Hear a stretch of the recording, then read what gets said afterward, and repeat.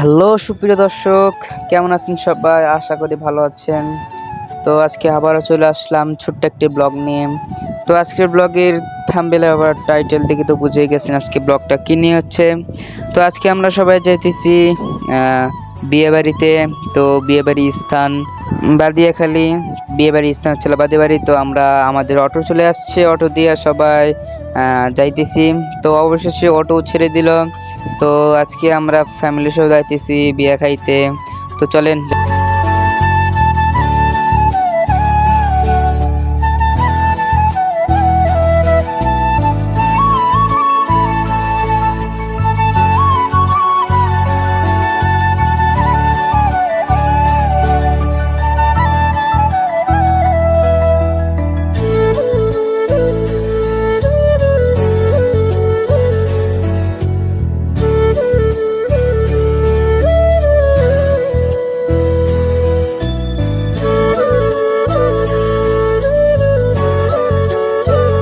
Finally চলে আসলাম বিয়ে বাড়ির সামনে। তো সবাই গাড়ি থেকে নামতেছে। তো আমি সবার প্রথমে নেমে গেছি। বিয়ের গেটটা দেখে তো অনেক সুন্দর মনে হচ্ছে। তো ভেতরে দেখি কত সুন্দর হয়। তো আসলে বিয়েটা খাইতে আসছি হচ্ছিলো হিন্দু ধর্মের বিয়ে খাইতে আসছি। আমাদের আত্মীয় আমাদের বাসার সাথে বাসা দাওয়াত দিছে তারা। তো আমরা বাসা যায় দেখি এখনও রান্নাবান্না এখনও চড়াই নেই, সেজন্য আমরা ঘুরতে আসলাম নিজস্ব অটো, সেজন্য ঘুরতে আসলাম আমরা ফুলছড়িতে।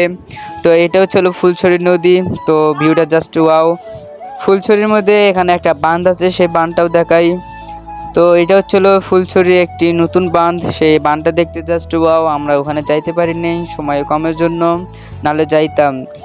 জাস্ট আমি জুম করে দেখাইলাম, অনেক সুন্দর ভিউ পয়েন্ট। আপনারা যদি আসেন তাহলে দেখতে পারতেন। তো কথা না বাড়িয়ে চলে আসলাম উল্লাবাজারে। এই ভিউটা জোস। আমরা অটো দাঁড় করা এখানে ছবি তুললাম, ভিডিও করলাম। তো অনেক মজা করলাম এইখানে। তো এখন আমরা যাব আবার বিয়ে বাড়ির উদ্দেশ্যে, যাওয়া যাক। ফাইনালে চলে আসলাম। তো আমাদের খাইতে দিছে। তো খাওয়াটা জাস্ট জোস ছিল। আরেকটা কথা, খাওয়ার শেষে দই হলো, তো জাস্ট ওয়াও। এটা হচ্ছিল তাদের একটা ভালো দিক, খাওয়া শেষে দই। তো গাইস, আজকের ব্লগটা এই পর্যন্ত। যদি ভিডিও ভালো লাগে তাহলে ফটাফট লাইক করে দিয়েন।